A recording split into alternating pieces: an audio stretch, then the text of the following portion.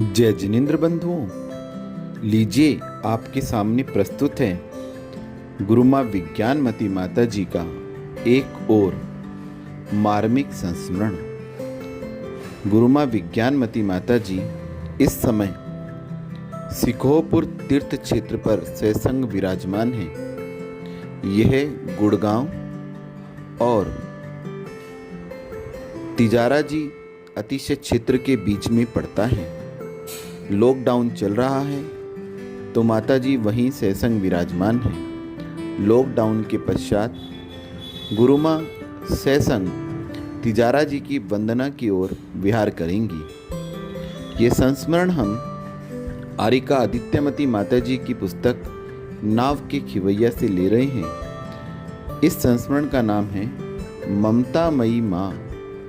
प्रसंग भिंडर वर्षा योग का है। हमारे रुकने का स्थान लगभग 20-25 सीढ़ियाँ चढ़कर था। आरिका आदित्यमती माता जी का स्वास्थ्य भी खराब था। बार बार ठीक होकर भी खराब होता जा रहा था। बहुत थकान महसूस होती थी। फिर चढ़ना तो बहुत ही कठिन लगता था। उस समय जब वे मंदिर में या आहारचार्य के बाद जंगल से आती और सीढ़ियाँ चढ़ते चढ़ते थक जाती और हाँफते हाँफते ऊपर पहुँचती तो पूज्य गुरु माँ बड़े प्रेम से लाड़ दुराल से कहती, आओ बेटा, क्या हुआ, थक गई हो, आओ बैठ जाओ, अब नहीं उतरना, मैं तुम्हारी सारी व्यवस्थाएं यहीं ऊपर ही करवा दूंगी। और इन ममतामयी वचनों को सुनते ही आरिका आदित्यमती माता जी की आंखें भीग जाती, थकान रफू चक्कर हो जाती। कभी चेहरा म्लान दिखता तो कहती, घबराओ नहीं, अभी डॉक्टर को बुलवाऊंगी। देखो ये बम्बई वाले आए हैं, अपने परिचित भी हैं, अपन बम्बई से डॉक्टर बुलाएंगे। तुम्हें यदि बम्बई का डॉक्टर पसंद नहीं है तो तुम कहो, जहाँ से कहोगी वहाँ से बुलाएंगे। इस प्रकार विनोदपूर्ण बातें करके हमारे चेहरे पर प्रसन्नता बिखेर देती।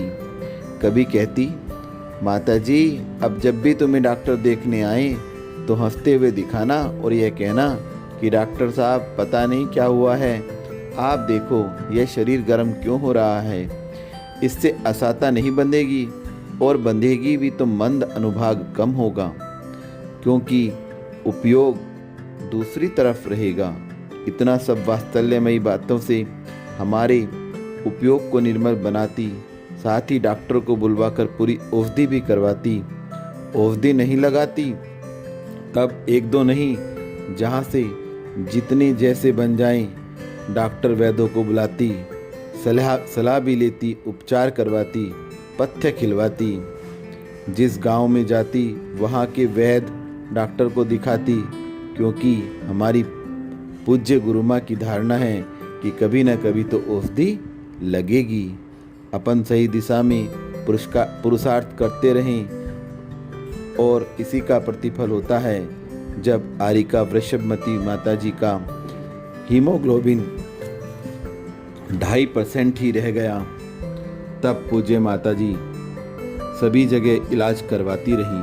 आखिर तेंदुखेड़ा नरसिंहपुर वाले डॉक्टर मोदी की औषधि लग ही गई और आज वे अपने संयम का पालन सुचारू रूप से उत्साह के साथ कर रही हैं। बीमारी में जब कभी हमें आहार रुचता नहीं तब पूछती, बताओ बेटा आज क्या खाना है, खट्टा मीठा चटपटा। हम नहीं बताते तो बार बार पुचकारती और अवसर देखकर भावों को समझकर खिलवा देती और स्वास्थ्य लाभ करवाती हैं। इधर शरीर को स्वस्थ करती हैं तो साथ ही साथ हमें अध्यात्म अमृत भी पिलाती। कहती, माता जी यह सब तो हमारा मन है जो सदैव अनुकूलता चाहता है, बाकी तो यह शरीर स्वयं अपना काम करता है। आत्मा न बीमार होती है, न खाती है, न खिलाती है। शरीर है, यह यहीं रह जाएगा। हमें सदैव आत्मा की तरफ दृष्टि रखना चाहिए। अपने को बाहर वाले को बदलने की अपेक्षा अंतरंग बदलने की कोशिश करना चाहिए। समता से, शांति से देखो, यह सब शरीर में हो रहा है। शरीर पर द्रव्य हैं, मैं नहीं हूँ, मैं तो जीव हूँ। हर्ष विषाद नहीं करो। इस प्रकार हमारी पूज्यारी का जन्मदात्री माँ से भी अधिक हम बहनों का पालन पोषण करके मोक्ष मार्ग पर स्थिरता से स्वयं चलती थी और चलाती भी हैं। अपने और हमारे रत्नत्रय को पूर्णता की ओर ले जाने का ही लक्ष्य है, उसी की पूर्ति का पुरुषार्थ है। मैं अपनी ममतामयी गुरु माँ के चरणों में यही प्रार्थना करता हूँ कि मेरा जीवन, मेरा परिणाम, मेरी हर श्वास आपके जैसी बनी रहे।